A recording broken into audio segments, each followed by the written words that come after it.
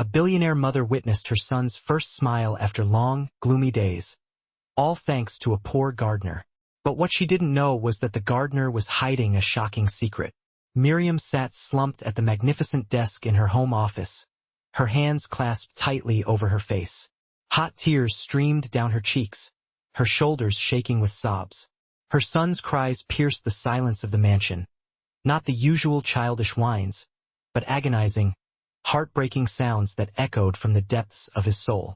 Miriam could still hear the harsh words of her ex-husband, her mother-in-law, words that haunted her relentlessly. "You're a terrible mother. You don't deserve this child. Your carelessness ruined his life. All you think about is money, money, power, power. You're not fit to be a mother." Her hands trembled as she tried to stifle her sobs. Perhaps they were right. Perhaps she was a terrible mother, because it was her fault that her son, her only child, her only joy in life, had run into the street after his ball and been hit by a car, a horrific accident that had left him with life-altering injuries. She couldn't take it anymore. She had fled her son's room as soon as they started physical therapy and locked herself in her office. Now she sat here alone, drowning in guilt. It all started 3 months ago. That day was supposed to be like any other. Miriam picked up Julian from his soccer practice. He was so excited, sweaty, with a bright smile on his face, his eyes sparkling with the belief that he had seen his bright future in the English Premier League. He was the star of the team, everyone said so. He had big dreams, and Miriam was incredibly proud of her son. As the two walked toward the car, Julian looked up at her and said confidently, "Mom, when I get into the big leagues, I'm going to buy you a mansion with a swimming pool right in your room, and your bathroom will have a TV too." Miriam laughed and ruffled his hair. "Just make sure my house doesn't wash away because I'm too happy, okay?" He had big dreams and an even bigger heart. She had promised herself that the day would be just for him, but she made a mistake. She forgot an important file at the office on Banana Island, something she needed to work on that night, so she decided to quickly swing by and grab it before heading home. They arrived at the office, Julian carrying his favorite soccer ball in his backpack. She held his hand tightly, and the two went up to her office on the 21st floor. It only took a minute to grab the file. As they left the building and were walking toward the car, Julian pointed across the street. "Mom, I want ice cream," he said with a sweet smile. Miriam looked at the ice cream shop across the street. She should have said no. She should have gone home right away, but she smiled and said, "Okay, sweetie, just one scoop and then we'll go home." "Okay, Mom, I love you," Julian replied, beaming. She smiled back. He was her whole world. They crossed the street together. Julian said he wanted chocolate with some sprinkles. Miriam nodded, turning to grab her card to pay. It was just for a second. She got the ice cream and turned to give it to him, but he was gone. He had been right next to her. She looked around in confusion. "Julian, honey, Guju, where are you?" she called. Then she heard a loud noise, followed by people screaming. She dropped the ice cream and ran outside like a madwoman. What she saw next sent her to heaven and then threw her down to hell in just a moment. Julian was lying in the middle of the road, motionless, his body covered in blood. People gathered around him. His soccer ball lay a few feet away, near the gutter. Someone shouted, "He was chasing the ball." Another person said, "The car didn't stop. The driver just drove off." Miriam let out a scream so loud it could have restored hearing to a deaf person. She ran over and knelt beside her son. "Julian, my darling, someone help him. Please call an ambulance." Tears streamed down her face as she held him in her arms. His body was limp, he wasn't moving, not even breathing properly. At the hospital, the doctors rushed him into the emergency room. Miriam sat slumped on the cold hallway floor, her hands shaking, her heart pounding like it wanted to escape her chest. She prayed every prayer she knew from Genesis to Revelation in less than a minute. "Please God, take my life instead. Please don't take my son." She didn't know how long she waited before the doctor came out of the emergency room with a calm but serious face. "Madam, your son's condition is quite critical. He has multiple internal injuries. We've done our best to stabilize him. We'll know more when he wakes up." Miriam nodded slowly and then fainted. A month later, Julian woke up. Miriam had stayed by his side day and night. He opened his eyes and whispered, "Mom!" She burst into tears of relief, but her joy didn't last long. The doctor called her in again and said, "His spinal cord was affected. There's a 50-50 chance that he might never walk again. With good therapy, maybe, but I have to be honest, it won't be easy." Miriam's world shattered again. She excused herself and went into the hospital bathroom, locked the door, sat on the floor, and cried until her throat was raw. Then her ex-husband, Faye, and his mother, and his sister came. They didn't come to comfort her. They came with venomous words. "You're cursed. You killed your parents, and now you want to kill this boy. You should be ashamed of yourself." Miriam was silent. She didn't argue. Her heart was bleeding. She told herself that she deserved the insults. After 3 long, agonizing months in the hospital, Julian was discharged. But things didn't get better. They got worse. Julian refused to eat, refused to smile. He didn't play video games anymore, didn't watch cartoons anymore. He didn't want to see his friends. He just sat in his wheelchair looking out the window at the soccer field that Miriam had built for him in the backyard. He refused to go to therapy. He screamed and cried every time the nurses tried to work with him. He was angry, tired, and completely withdrawn, and Miriam watched her son disappear right before her eyes. She stood outside his room on some nights just to hear him breathe. On some nights, she would cry right there on the floor. Before all of this, Miriam Adekuna was known as a powerful woman. She inherited the AD Corporation from her grandparents after her parents died and took it to new heights. She expanded into real estate, telecommunications, and cryptocurrency. She was bold, respected, and feared. Then she met Faye, tall, handsome, charming. He swept her off her feet. For a moment, she thought she had it all. Marriage, a healthy child, a thriving company. But reality slapped her in the face when she caught Femi in bed with their maid. She had told him that she was going to Abuja, but the flight was cancelled. She came home with 3-year-old Julian in her arms and walked into the room to see him and the maid making love. He cried and begged, blaming the maid. "She seduced me. I didn't know what happened." Miriam forgave him. She didn't want to raise Julian alone, but the cheating didn't stop. Femi slept with his secretary, then with her secretary, and then somehow with half of the female staff in the building. Miriam became the subject of office gossip. Then came the betrayal that broke her. Her grandfather called her one day and said, "Faye is embezzling money. He has secret accounts, and he's planning to steal your company." Femi had bribed some board members, but thanks to her grandfather's influence, the coup failed. Femi and the corrupt board members were removed. Miriam filed for divorce. She wanted to send him to jail, but Julian cried and said, "Mom, please forgive Dad." And she forgave him. She let it go. Now she was sitting in silence, drowning in pain. Julian couldn't walk anymore, and Miriam didn't know who she was anymore. But what she didn't know was that very soon, a man would enter her life. Not with flowers, not with fancy promises, but with a machete and a soccer ball. And from that moment on, everything would change. It had been a month since Julian came home from the hospital. Miriam couldn't trust herself to leave him for even a second longer. She moved all of her company's operations into her home office. All business decisions would now be managed from her mansion, because her eyes had to be on her son 24/7. She turned her entire house into a medical center, hiring the best nurses, therapists, and caterers that money could buy. But no matter how much she spent, one thing remained unchanged. Julian still didn't smile, still didn't laugh, still didn't speak unless he had to. He only ate when begged and went to therapy like a man being led to the executioner. One quiet afternoon, when Miriam was in her home office staring at her laptop without reading anything, there was a soft knock on the door. "Come in," she said indifferently. Mama Ada entered, as silent as ever, as calm as if she were floating, and smelling faintly of robin dettle. She was over 60 years old, dressed in her familiar clean ankora and carrying herself with the air of a neighborhood chief justice. She had been with Miriam since before Julian could walk. Miriam had begged her to retire, but Mama Otta refused, saying, "If I stop working, my body will rust and my brain will freeze.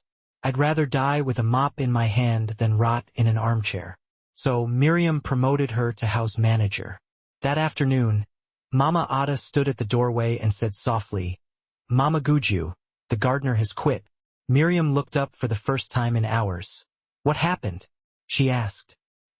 "He's very sick and went back to his village. His family called last week to say that he won't be coming back. The grass has almost covered our flower beds, and the flowers are now as tall as iroko trees. The whole backyard is starting to look like a witch's farm. We need a new gardener, madam." Miriam sighed and waved her hand. "Just hire someone, anyone, I don't care. Just make sure the compound stops looking like a haunted forest." "Yes, madam," Mama Ada said and quietly left. 2 days later, a tall, dark, muscular man walked through the gates of the mansion with a machete in his hand and a confidence. His name was Aosi. From the minute he stepped in, the compound changed. By afternoon, he had cleared the front lawn, trimmed the hedges, and reshaped the flowers as if he was performing surgery. In just a few hours, the surroundings of the house looked like a 5-star hotel in Dubai. Mama Ada stood by the window watching him and nodding like a prophetess who had just received divine confirmation. "This one is not a regular gardener," she whispered to herself. The next morning, Mama Ada called him aside. "Young man, I want you to help maintain the small soccer field in the backyard near the boys' window. Just cut the grass and tidy up a little." "Yes, madam," Agoy said with a smile. He went there with his machete and started working. While raking the edges of the field, he spotted something round under the hedge, a soccer ball. It was old, slightly deflated, but still intact. It was Julian's soccer ball, the one he had thrown out the window a few weeks ago in a moment of frustration. Agoy dusted it off and smiled as if he had found treasure. And that was when it started. He stepped into the middle of the field and started bouncing the ball around. But it was clear from the start that A could not play soccer to save his life. Every kick went wide. Every bounce went off course. He looked like a man being punished instead of playing. He tried to dribble and fell on his butt with a thud that even the grass felt. But he got up, dusted himself off, and tried again. He kept kicking and sliding, and on the window Julian was watching quietly. At first he just stared, then he raised one eyebrow, then without warning, he let out a small chuckle and then a bigger laugh. For the first time in weeks, Julian laughed as Agozi tried to spin like Cristiano Ronaldo and almost broke his waist. Julian laughed so hard that his nurse dropped her phone in shock. The boy who hadn't smiled in a month was now laughing so loud that the whole house echoed. From that day on, something changed. Every morning after finishing his regular gardening work, Agoy would stroll to the field and start his terrible soccer-playing ritual, and every morning Julian would sit by the window waiting, eyes sharp, face ready. It became their secret show. Julian would giggle and laugh as it tumbled, fumbled, missed kicks, or celebrated a fake goal. It was the one thing that brought joy back to the house. 2 weeks later, something shocking happened. Julian called his nurse and said, "Nurse, can you take me out to the field for some fresh air?" The nurse stood frozen like a statue, her mouth so wide open that flies almost organized a meeting inside. She blinked like a person whose brain needed a reboot. Julian, the boy who hadn't stepped outside in weeks. She quickly recovered before her shock became permanent. "Oh yes, I'll get the wheelchair." Within minutes, they had taken him out to the field. Agozi was there as usual, juggling the ball with no skill or shame. Julian wheeled himself closer and said, "Excuse me, you're so bad at soccer. You play like a 1-year-old. Agoy burst out laughing. "Ah, I'm sorry for boring you. When I was little, my mother said I had toothpick legs. She banned me from playing soccer and made me learn how to fry fish instead." Julian laughed again. "But your legs look okay." "They only look okay now because I ate too many yams and beans when I was growing up." "Do yams and beans make someone's legs big?" Julian asked, giggling. "Oh yes, yams and beans are full of vitamins W, X, Y, and Z. They're very strong." Julian burst into uncontrollable laughter and almost fell out of his wheelchair. Vitamin W, X, Y, Z. There's no such thing. Ah, it's not in your textbooks. You'll learn it from experience and old age. Both of them laughed like old friends. From that day on, Julian started asking to go outside more often. Agozi would dribble terribly, fall on purpose, shout goal, even when he missed the kick, and Julian would correct him and laugh until his stomach hurt. From the office upstairs, Miriam heard the laughter. At first, she thought her ears were playing tricks on her. She stood up and walked to the window. Down below, she saw her son laughing freely. She narrowed her eyes. A man was on the field with him. "Who is that?" she murmured. She went to the intercom and pressed the button. "Mama Ada, please come to my office." A few minutes later, Mama Ada appeared. "Mama, who is the man my son is laughing with?" Miriam asked. Mama Ada went to the window, peeked out, and smiled. "Ah, that's our new gardener. His name is Agoy. He's very hard-working. Since he came, the compound has been shining like a mirror. He's a good person." Miriam didn't answer. Her eyes were still glued to Julian's laughter. Her heart wanted to protect him from everyone. But her mind told her to be calm and let whatever was happening continue. One hot Friday afternoon, Julian had been taken back inside after another round of soccer comedy from AOCI. He was smiling, giggling, and even telling little jokes to his nurse. Miriam, as usual, had been watching everything from her office upstairs like a hawk in high heels. She didn't know how to feel. Something was changing. Julian was getting better, not just physically but emotionally. But the agent, the source, the cause of this sudden recovery, a man with toothpick legs and fake Ronaldo skills. Miriam closed her laptop and picked up the office intercom like a woman about to start an investigation. "Mama Ada," she said into the speaker, "please tell that new gardener. What's his name again?" "Ama Agoy," Mama Ada's gentle voice replied. "Yes. Tell him that I want to see him in my office right now." "Yes, madam." She dropped the receiver slowly, folded her arms, and waited. Agoy knocked and entered the office like a man who feared neither mahogany desks nor air-conditioning silence. He stood straight, no fidgeting, no hat in hand, no bowing or shifting, just confidence. A clean t-shirt, sun-tanned hands, and grass stains on his pants. "Good afternoon, madam," he said. Miriam looked up from her chair and nodded curtly, her voice as cold as a freezer wind. "Mr. Agosi, please have a seat." "I'm okay standing, madam." Miriam raised one eyebrow slightly. "Very well. Okay, so, the reason I called you in here is to say thank you." Agosi blinked. "Thank you?" he asked, a little surprised. "Yes," Miriam responded, folding her arms. "My son hasn't smiled in a month. Ever since you started doing whatever it is you're doing out there on that lawn, he's been eating better, sleeping sounder, and he's actually smiling again. And I can't tell you how much I appreciate that." Agosi gave a slight nod, his expression respectful. "You're very welcome, ma'am. I only hope he can rediscover the joy in life." Miriam slowly opened a desk drawer and pulled out a thick, white envelope. She extended it towards him. "This is a small token of our appreciation for everything you've done. Maybe you can use it to buy yourself a gift or a new pair of shoes." Agosi stood perfectly still, his eyes fixed on the envelope as if it were a venomous snake, ready to strike. "Ma'am," he said, "with all due respect, I can't accept your money." Miriam's hand froze in mid-air. "Excuse me? What did you say?" "I don't play with Julian because I expect to be paid. My salary is more than enough. I just want to see him get better." A heavy silence descended on the room. Slowly, Miriam lowered the envelope back onto the desk. The warm gratitude in her eyes shifted to a sharp, calculating scrutiny. "Mr. Agozi," she said deliberately, "I don't know what you've been putting in my son's head, but he now believes that he's going to walk again. He told me that you told him so." "That's right, because I believe it," Agozi replied, his voice even. "Believe?" She scoffed, a flicker of contempt in her expression. "Are you a doctor by any chance?"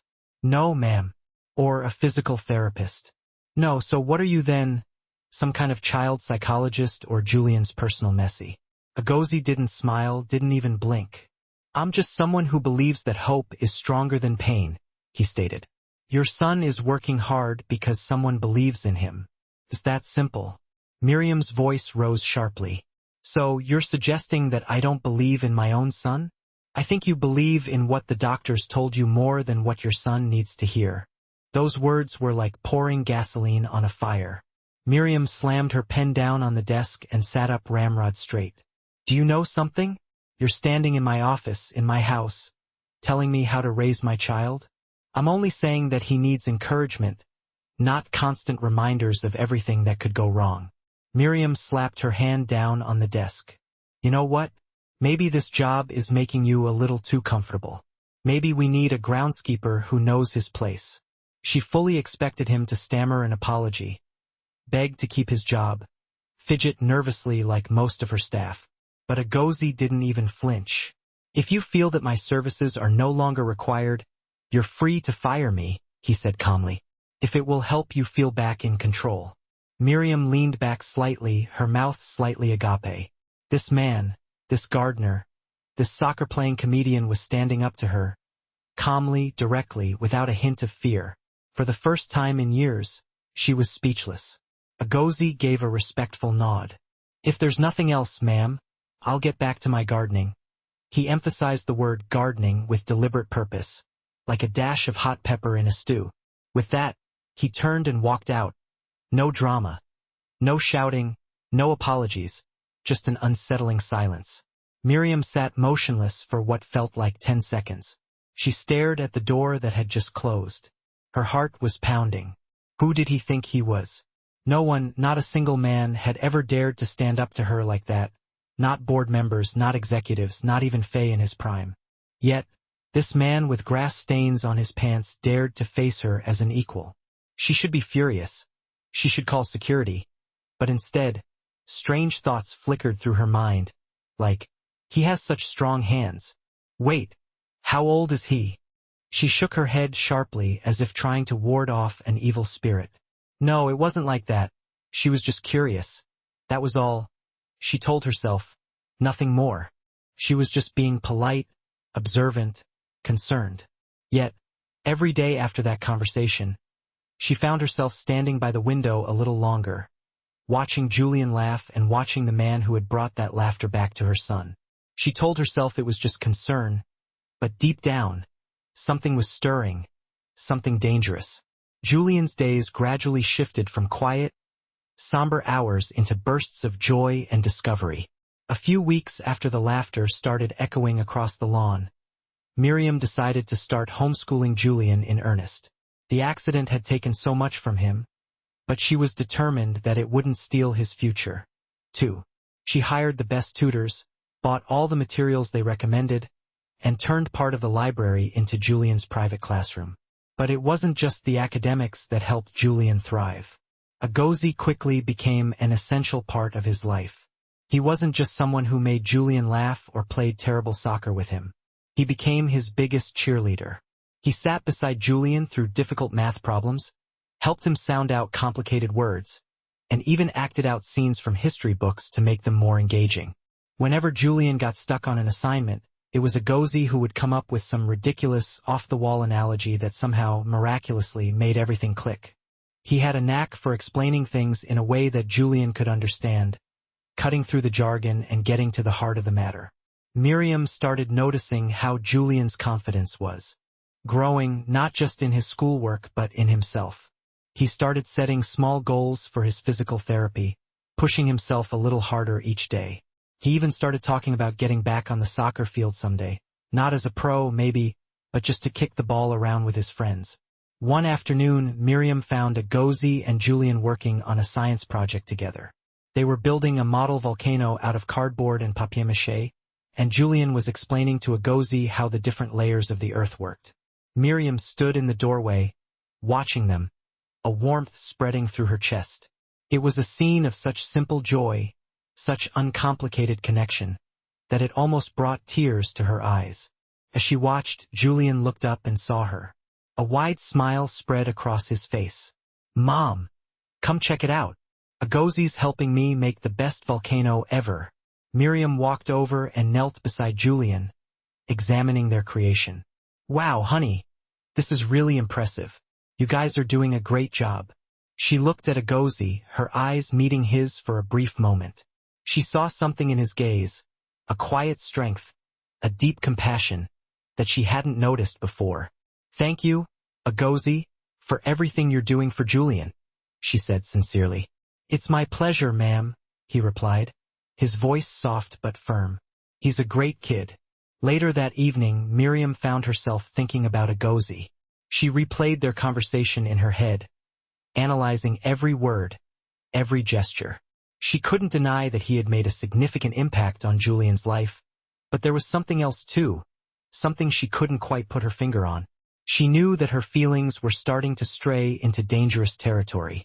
He was her employee, nothing more, and she needed to remember that. But the more she tried to push him out of her thoughts, the more he seemed to occupy them. One day, Miriam was reviewing some financial reports in her office when she stumbled upon a discrepancy. There was a significant amount of money missing from one of her accounts, and she couldn't figure out where it had gone. She called in her head of security, a burly man named Johnson, and asked him to investigate. I want you to find out where this money went, and I want you to find out now, she said, her voice hard. Johnson nodded and left the office. A few hours later he returned, his face grim. Madam, I found the money, he said. It was transferred to a secret account in the name of one of our employees. Miriam's heart sank. Who? She asked, dreading the answer. Agozi, madam. Miriam felt like she had been punched in the gut. She couldn't believe it. Agozi, the man who had brought so much joy back into her son's life, the man she had started to care for, was a thief? Are you sure? She asked, her voice trembling. Positive, madam. We have all the evidence. Rage and betrayal swirled inside her. She had been so blind, so foolish. She had let herself be fooled by his charm, his kindness. She had trusted him, and he had betrayed her in the worst possible way. Bring him to me, she said, her voice cold and hard. I want to see him now. A few minutes later, Agozi was brought into her office, his face calm and unreadable. Miriam stared at him, her eyes filled with anger and disappointment. So it's true, she said, her voice dripping with sarcasm. You're a thief. Agozi didn't say anything. He just stood there, his eyes fixed on hers. How could you do this? Miriam demanded, her voice rising. How could you betray my trust like that? I didn't do it, madam, Agozi said quietly. I swear. Miriam scoffed. Don't lie to me, she said. We have all the evidence. Your name is on the account. I don't know anything about that account, Agozi insisted. Someone must have set me up. Why should I believe you? Miriam asked, her voice laced with bitterness. You're just a gardener. You think you can fool me with your innocent act? I'm telling you the truth, madam, Agozi said, his voice pleading. Please, you have to believe me. Miriam looked at him, searching his eyes for any sign of deceit. But all she saw was honesty, sincerity. And for a fleeting moment, she wondered if maybe, just maybe, he was telling the truth. But the evidence was overwhelming. His name was on the account. He had access to the money. It seemed impossible that he could be innocent. I'm sorry, Agozi, she said, her voice filled with regret. But I can't take that chance. You're fired, and I'm calling the police. Agozi's face fell. He looked at Miriam, his eyes filled with a mixture of sadness and disappointment. I understand, madam, he said quietly. I just hope that someday you'll know the truth. Here's the rewritten version of the text, translated and expanded in the requested style. He'd punctuate his points with the most outlandish, vivid examples, the kind that made everything suddenly click into place. If Napoleon Bonaparte himself were here, Agozi once quipped, he'd be declaring war on that meatloaf you've got there. Julian had laughed so hard he nearly tumbled right out of his wheelchair. Every afternoon, once his studies were done for the day, Agozi would carefully push Julian around the sprawling grounds in his wheelchair, making sure he got a good dose of fresh air. Julian lived for these little expeditions. He'd point out the different birds flitting about, share some juicy gossip about his tutors, or just listen quietly, completely absorbed, as Agozi spun hilarious tales from his childhood. Miriam was always watching them. She'd never admit, not even to herself, that she was particularly interested in Agozi. She'd always explain it away by saying she was simply keeping an eye on Julian's exercise regimen. But the plain truth of it was, she was watching them, especially him. This man, who had strolled into their lives as nothing more than the hired gardener, had somehow managed to become an absolutely essential part of her son's world. From her office upstairs, Miriam would often find herself standing by the window, her arms crossed tightly over her chest, her eyes narrowed in thought, a deep furrow in her brow. "Who exactly is this man?" she'd murmur to herself, barely audible. She'd poured a king's ransom into hiring the best specialists from all corners of the globe to try and heal her son. Yet it was this relative stranger, this man who'd arrived seemingly out of nowhere, who had managed to give Julian his laughter back, his confidence, and, perhaps most importantly, his hope. Her heart, which she had locked away securely behind layers upon layers of pain and skepticism, was slowly, almost imperceptibly, beginning to thaw. One evening, as Julian and Agozi were practically doubled over with laughter, completely losing it over some obscure soccer trivia on TV, Miriam ventured downstairs and stood near the dining area, trying not to intrude. She cleared her throat softly, a delicate little sound. "Mr. Agoy," she said, her arms instinctively folding across her chest again. Agoy stopped abruptly, his smile fading. "Yes, ma'am? Would you care to join us for dinner?" Agoy blinked, clearly surprised. "No, thank you, ma'am. I still have a few tasks to take care of outside." Miriam wasn't exactly shocked. He was clearly still holding on to that rather unfortunate insult she'd carelessly flung at him during their initial meeting. In her office, before she could even formulate a proper response, Julian swiveled his head towards Agoy, his eyes wide with undisguised excitement. "Stay. Please stay. I've seriously never eaten dinner with anyone as funny as you. Mom can somehow manage to burn food just by looking at it when she eats alone, but when you're here, she actually laughs more." Miriam's jaw practically hit the floor, hanging open so wide that a fly could have thrown a full-blown party inside her mouth. Julian pouted, his lower lip jutting out. "Please, please, please stay." With a reluctant smile playing on his lips, Agoy finally nodded. "All right, kiddo, just this once." That "just this once" quickly morphed into every single night. Dinner became their sacred ritual. Miriam would cook.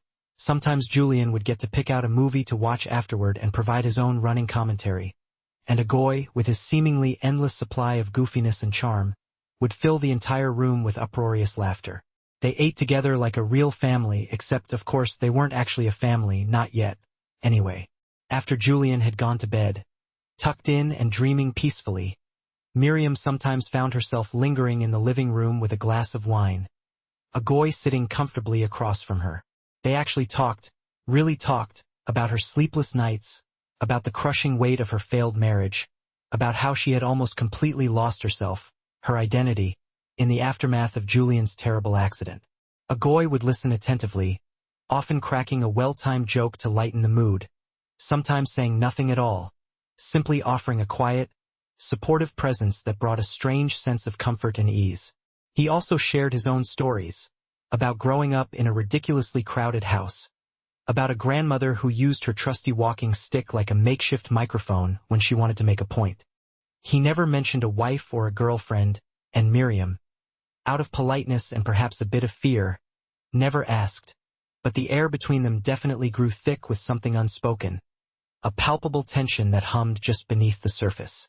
Then suddenly, seemingly out of the blue, it all fell apart.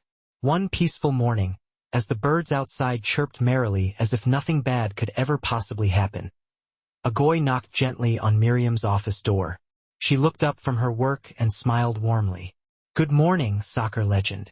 But his expression was different, unreadable, almost guarded. "I'm here to submit my resignation, ma'am."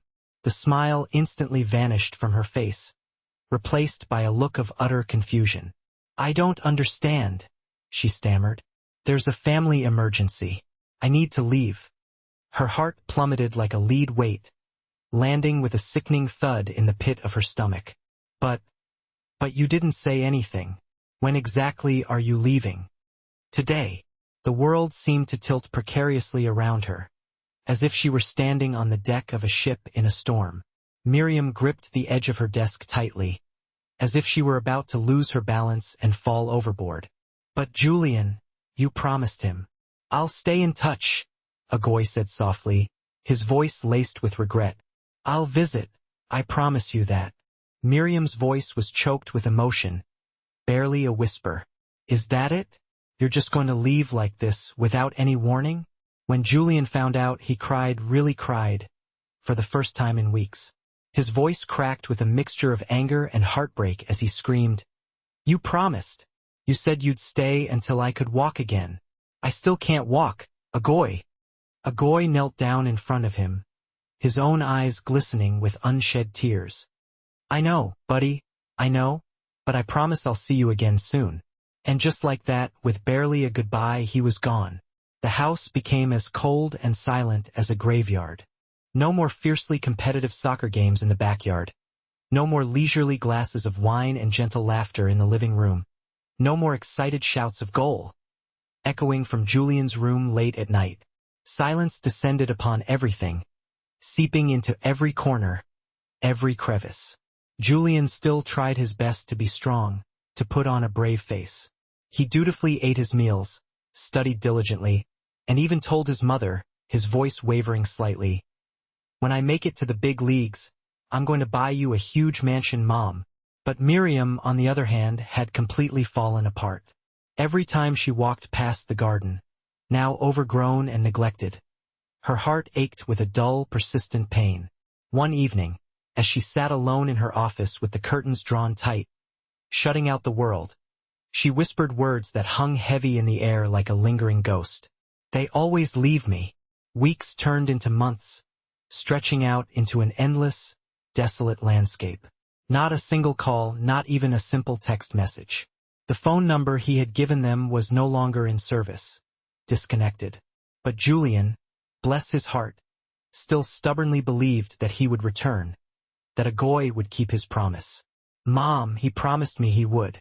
And Miriam, despite trying desperately to appear indifferent, secretly waited, her hope flickering like a fragile candle flame in the wind.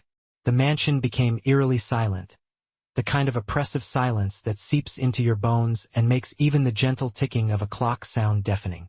Ever since Agoy's abrupt departure, everything had been completely different, irrevocably changed. Julian no longer smiled genuinely during his grueling therapy sessions. Miriam barely even ventured out of her home office, and the entire house felt like it had reverted back to those dark, joyless days before Agoy had arrived. No more excited shouts of victory, no more sudden bursts of spontaneous laughter echoing from the backyard. No more spirited midnight video game competitions ending with Julian screaming, I won! I won! As if he'd just won a coveted championship trophy. 3 long, agonizing months passed, but it felt more like 3 endless years. Julian still asked about him constantly, still stubbornly clung to the belief with all his young heart that Agoy would eventually return, still frequently looked out the window, his gaze fixed on the driveway, as if he were patiently waiting for Santa Claus to arrive. Miriam, on the other hand, had tried her best to shut it all out, to bury her emotions deep down inside. She threw herself headfirst into her demanding work, using it as a shield against the pain, and told herself repeatedly that it was utterly foolish to hold on to even the faintest glimmer of hope. He doesn't owe us anything, she would whisper to herself, her voice barely audible above the deafening silence. We were just a temporary convenience, nothing more. But no matter how hard she tried to project an image of strength and indifference, there were nights, more nights than she cared to admit, when she stood alone on the balcony with a glass of wine in her hand, gazing out at the gate as if she were waiting for a ghost, nights when she vividly remembered his silly, often ridiculous jokes, his bold, unwavering eyes, his slightly obnoxious but undeniably charming confidence, nights when she desperately wished she had said more, or maybe even less. Then, one peaceful Saturday morning, the kind of morning that seemed to promise nothing but sunshine and happiness, the doorbell rang, shattering the silence. Mama Ida, ever vigilant, answered the door and let out a scream so loud, so piercing, that Miriam nearly dropped her delicate teacup upstairs. "Lord have mercy! Is that really you standing there?" Miriam raced down the grand staircase as if her hair was on fire, completely forgetting her usual composure. When she finally reached the front door, her mouth fell open in utter disbelief, hanging open so wide that a flock of flies could have flown in and built a comfortable nest. Standing there, looking like a dream come to life, wrapped in a flawlessly tailored tuxedo, was a goy. But this was no ordinary gardener, no humble groundskeeper. This was a man radiating an aura of wealth, power, and something else, something deeper, a self-assuredness and confidence that could make even the proudest and most successful men feel small and insignificant. His suit looked like it had been meticulously stitched by angels themselves. His shoes were polished to a blinding mirror shine, and his beard was trimmed as meticulously as if he had just stepped out of a billionaire's convention. A goy was no longer just a goy, the friendly gardener. He had been transformed into a bona fide CEO, a force to be reckoned with. Before she could even process what she was seeing, before she could even formulate a coherent thought, Miriam launched herself into his waiting arms like a desperate baby monkey and burst into uncontrollable tears. "How could you do this to us? You promised you'd stay in touch, you didn't call, you didn't visit, Julian. Julian has been waiting for you all this time." A goy held her tight, as if she was the last precious piece of food left on earth, his embrace reassuring and strong. "I'm so sorry, baby," he said, his voice deep and soothing, a comforting rumble against her ear. "Things got incredibly complicated back home, but I'm here now, and I'm here to stay, I promise." After a hug that lasted what felt like a week, a hug that seemed to erase all the pain and loneliness of the past few months, Mama Ida cleared her throat dramatically, reminding the reunited lovebirds that she was still very much alive and standing right next to them. Miriam reluctantly released him, quickly wiped away her tears, and rushed upstairs to Julian's room, her heart pounding in her chest like a drum solo. When she opened the door, she found Julian standing by the window, looking out as always, his gaze fixed on the driveway. "Julian, you have a visitor," she said, her voice trembling with emotion.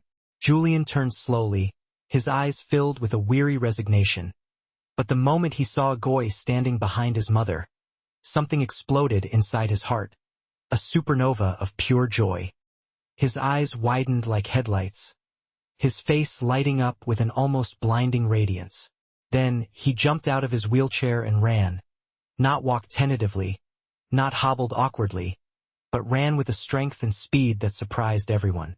He ran so fast that he crashed right into a goy's waiting arms, causing everyone in the house to scream in unison. Even the stoic nurses dropped their clipboards in shock. Julian hugged a goy tightly, laughing, crying, and shouting all at the same time, a whirlwind of pure, unadulterated emotion. I told you I'd walk again. You said I'd walk again, and I did. I did it." Miriam stood frozen in the doorway, completely speechless, her hand clasped over her mouth. Her heart was pounding in her chest like a talking drum, beating out a rhythm of joy and disbelief. Tears streamed down her face, not tears of sadness or regret, but tears of overwhelming, uncontainable happiness. That evening, as the sun began to set, painting the sky in hues of orange and gold, the three of them sat together on the balcony, enjoying the cool evening air. Julian had eaten the biggest dinner of his life, fueled by excitement and happiness, and had promptly fallen asleep halfway through his dessert, a contented smile on his face. Miriam poured 2 glasses of wine, handed one to a goy, and they sat in comfortable silence for a moment, just quietly watching the night sky begin to twinkle with stars. Then a goy spoke, breaking the peaceful silence. "Miriam, I'm not just a gardener. I never was a gardener. I'm the CEO of Aurelian Group, a multinational corporation. We deal in tech, construction, and investments, and it's significantly bigger than your company." Miriam choked on her wine, sputtering in surprise. "What? I signed up as a gardener because I wanted to disappear for a while. I needed a break from the pressures of my life. I wanted to experience life as a regular person, without all the expectations and responsibilities. That's why I signed up with the employment agency. When they sent me to your mansion, I agreed instantly, no strings attached, no special perks, just a regular guy with a weed whacker and a wheelbarrow. Miriam stared at him in utter disbelief, trying to process everything he was saying. So you've been that rich this whole time? He nodded, a sheepish grin on his face. My grandmother knew everything, of course. She warned me not to fall in love, said it would complicate things. But when I got back home, the first thing she asked me was, "So when are you going to marry that formidable woman and her son?" Miriam was still gaping at him, completely flabbergasted. Your grandmother knows about me? Agoy laughed, a warm, genuine sound. That woman knows everything before I even think it myself. She'd been telling me all about you, singing your praises. Then he lowered his voice and perfectly impersonated his grandmother's stern but loving tone. That Miriam is fire and lightning. Marry her now, or I'll disown you immediately. Miriam burst out laughing, the tension finally breaking. Did she really say that? Agoy leaned in and kissed her softly on the cheek, his eyes filled with affection. If you'll allow me to trim your flowers, mow your lawn, and fix your broken fences for the rest of our lives, I'll be the happiest man alive. Miriam blushed like a schoolgirl caught passing secret love notes, her cheeks flushed with a rosy glow. Are you proposing to me? Yes, I am. Will you let me be your gardener for life? No fancy courtship, no formal dates, just us. Together. Darling, Agoy grinned, his eyes twinkling mischievously. We started dating the night you asked me to dinner. You just didn't realize it at the time. They both laughed so hard they nearly spilled all their wine, the sound echoing through the night air. A few months later, Miriam and Julian packed up their belongings and moved into Agoy's sprawling mansion, a place filled with love and laughter. Julian continued his treatment with the best physical therapist Agoy could find, and every evening, they played soccer together in the expansive backyard, his progress improving by leaps and bounds. Miriam continued to run her company. Agoy ran his, but when they came home each evening, they were just a family, a loving husband, a devoted wife, a cherished son, and a new addition on the way. Miriam was 6 months pregnant, glowing with happiness. Julian stood there proudly one evening and declared, his voice filled with conviction, "Mom, when I make it to the big leagues, I'm going to buy you the biggest airplane in all of Lagos." And Miriam, laughing and crying at the same time, her heart overflowing with love and gratitude, replied, "I already have everything I need. Thank you, my darling."